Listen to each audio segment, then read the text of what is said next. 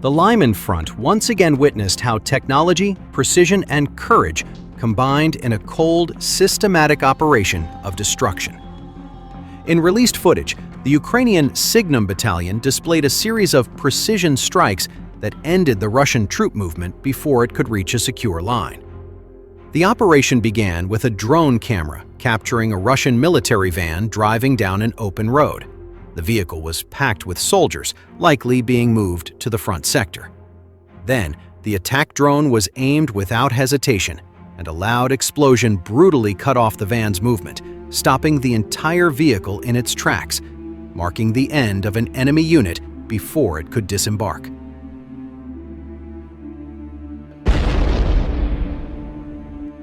The destruction did not stop there. Russian ATV riders were seen trying to escape, scattering for a gap in the open terrain, hoping that speed would save their lives.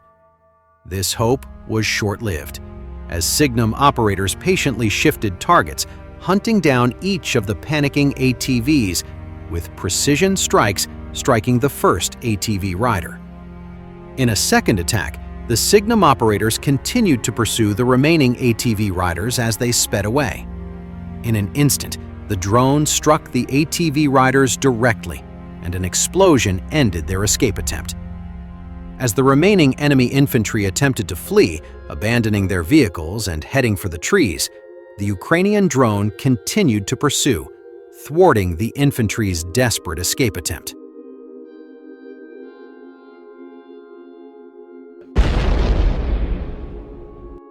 The most decisive part of the operation occurred in the final phase, when enemy infantry were spotted taking cover in the trees, even as the video signal began to cut out.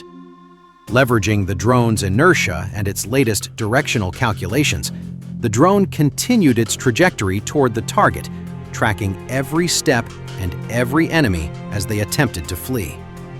However, as the infantry took cover in the tree trunks, from the front, the drone struck them directly, ending their efforts. The following seconds marked the end of the operation.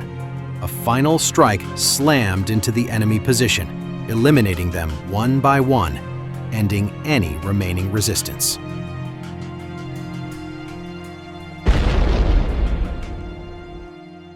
This footage confirms one thing. On the Lyman Front, there is no room for error. The SIGNUM Battalion demonstrated that close-quarter air dominance and operator resolve can turn every enemy movement into an inescapable target.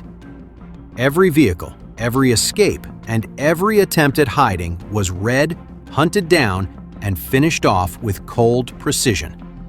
A loud message that this terrain was under the complete control of the Ukrainian Defense Forces.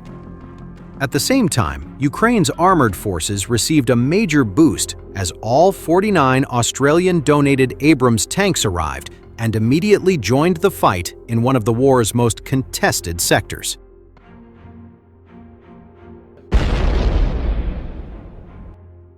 Here, great logistics and on-the-road preparations allowed Ukrainians to avoid any delay and start using the devastating firepower of newly delivered Australian tanks immediately. The Abrams are among Ukraine's top tanks in service, and they arrived just in time, as Ukraine's defense of northern Pokrovsk received one of the biggest boosts possible to counter the non-stop Russian assaults.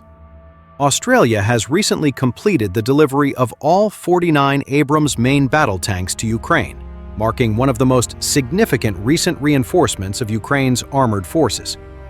The first 37 tanks arrived earlier in the summer, while the final 12 have now reached their destination after a complex, globe-spanning logistical operation.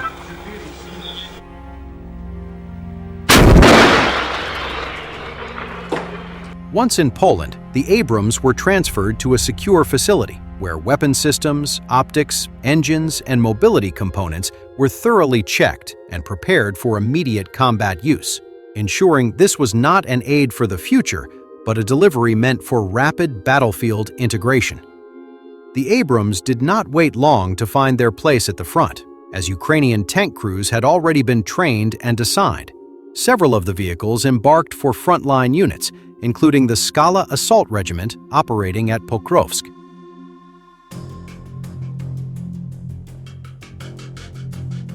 the Australian Abrams entered the fight during a critical phase of the battle for Pokrovsk, where Ukrainian forces are conducting counterattacks to keep Russian troops south of the railway line and prevent them from breaking out, which would cut off withdrawal operations from Mirnogorod.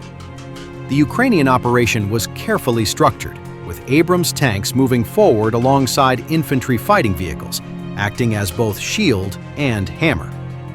The primary task of the tanks was to suppress Russian firing points with their main cannons, draw enemy drone attention, and create corridors for the Ukrainian BMPs to advance.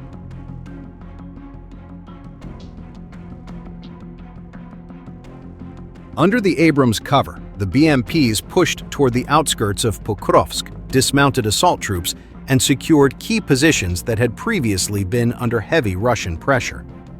The presence of Abrams tanks changed the tactical balance, forcing Russians to react to the heavily armored targets rather than focusing exclusively on infantry and lighter vehicles. This bought Ukrainian assault teams crucial minutes to entrench and stabilize the line, securing the vital industrial district before Russians could gain a foothold.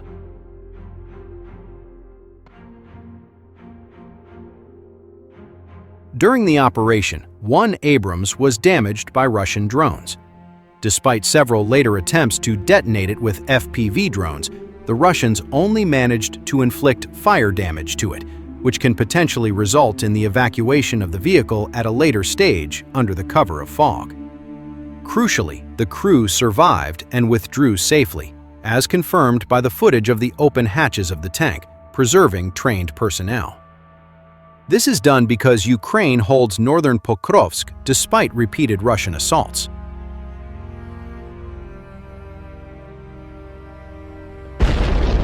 This engagement fits into the broader picture of the Pokrovsk-Mirnogorod sector, with Russian forces continuing to press forward with repeated assaults and infiltration attempts, while Ukrainian units respond with layered defenses and local counterattacks. On some days, Ukrainian officials report stopping more than 30 Russian attacks in this sector alone. Despite these Russian efforts and the persistent claims of full control over Pokrovsk, Ukrainian troops continue to hold the northern districts, disrupting enemy movements with drones, artillery, and now renewed armored support.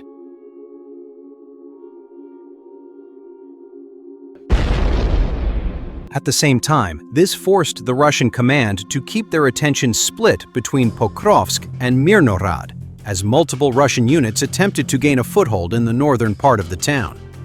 Their efforts have so far failed to produce decisive breakthroughs, largely due to urban terrain, constant Ukrainian drone surveillance, and heavy losses. Ukrainian reinforcements, including rapidly deployed special forces, have already significantly salvaged the situation, even as logistics remain under pressure, as moments to withdraw are not found but actively created.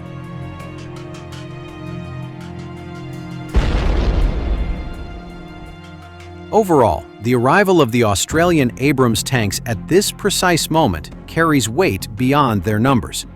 They entered combat just as Ukraine launched counterattacks to prevent northern Pokrovsk from falling and to blunt Russian narratives of inevitable victory.